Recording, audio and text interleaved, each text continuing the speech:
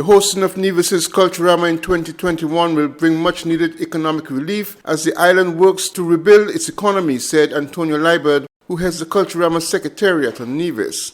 Liebert was hosted on the 12th May edition of On the Mark, hosted by NIA Minister Eric Evelyn. Liebert disclosed that approval was granted for the hosting of a mostly virtual Cultrurama in 2021, following its cancellation last year due to the lockdown imposed with the arrival of COVID-19 pandemic to the shores of the Federation. He said hosting the iconic cultural event this year, even in its limited format, will be of benefit to various people on Nevis. Culturama, in my view, is like a stimulus package for our country.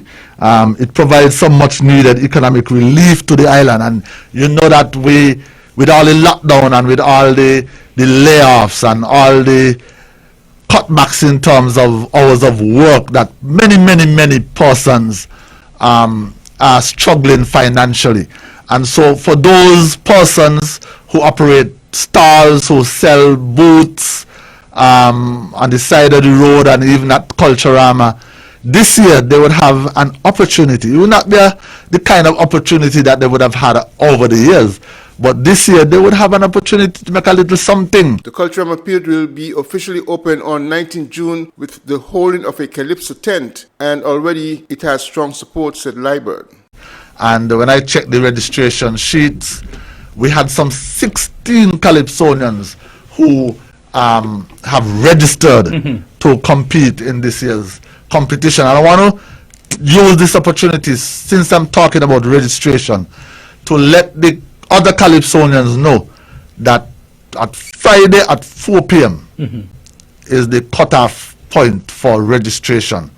So we have 2 more days. When we met with the Calypsonians last week, Tuesday, the Calypsonians said, we do not want to have persons registering after the deadline. Make sure that the committee sticks to the deadline. And so I want to encourage the other Calypsonians to register at the Culturama Secretariat. There's a form that they have to fill before 4 p.m. on Friday afternoon. And I want to send that notice also to the Soca Monarch artists, because registration for Soca Monarchs ends on Friday at 4 p.m. as well. The slogan that we are looking for this year should be a slogan that would speak to the times in which the Culturama this year will be celebrated. Yes. Something about COVID or something about the pandemic.